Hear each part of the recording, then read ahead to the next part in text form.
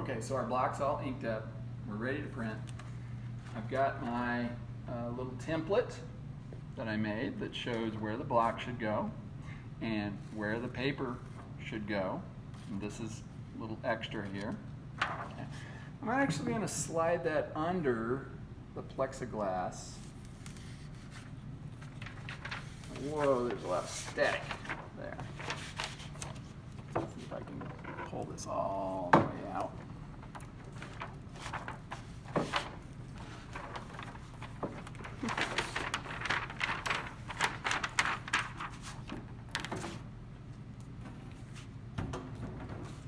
There we go. So we have this nice little grid too that you can use to line up your plate and your paper. You don't need to use this kind of thing. I feel it makes it a little easier still. We'll put this closer to the center. And then slide this back down on there. It's a heavy sheet of plexi.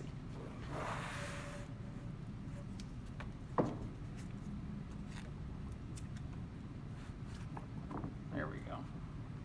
That's pretty good. Now I can set my block down in its little space. Paper. One thing I forgot to mention about paper is that paper has a front side and a back side.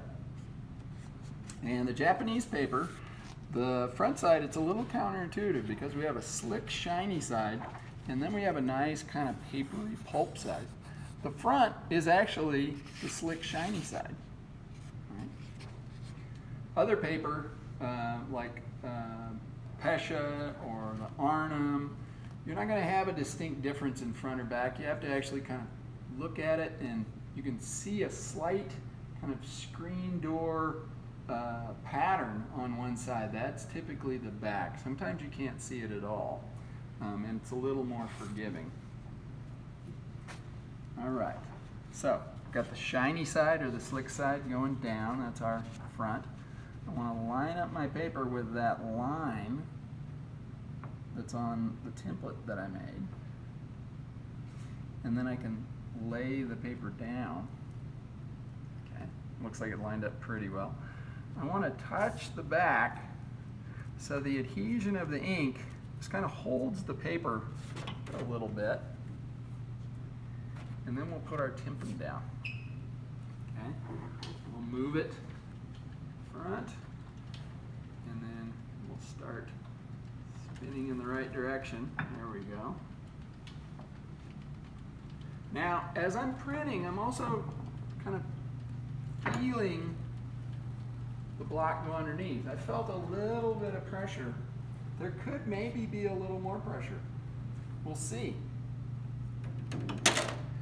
The other nice thing about Japanese paper is that it's really thin, and you can often see the impression coming through.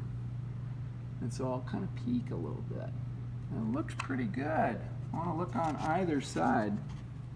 It looks fairly solid. Yeah, I think that looks good. There is our print. Now, one thing that's going to happen here is this particular block has been printed quite a few times, and it's going to print really well. When you print a block for the first time, it's not going to print well. Part of printing is seasoning the block to accept ink and release ink, right? And that just takes inking it up, printing it, and inking it up again, and printing it until it prints well. You can see also in relief, of course, we get a reverse, we get a left-right flip. I can see that there are some marks here, some accidental marks out there, right, that look like they were carved out of the block. I have to ask myself as I look at the image, is that part of the image? Does it contribute to the image, or is it some visual noise?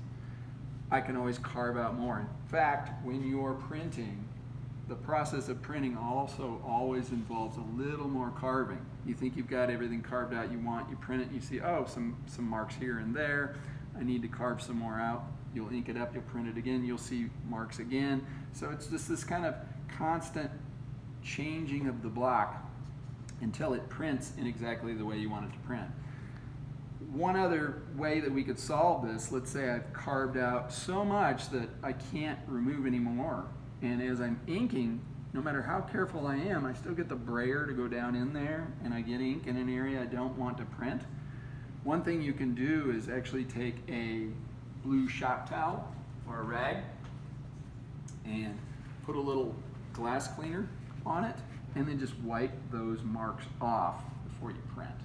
And that usually will help as kind of your last resort to make sure none of those parts print. Of course, with a block like this, because I'm not butting it up against something, it doesn't have to be square.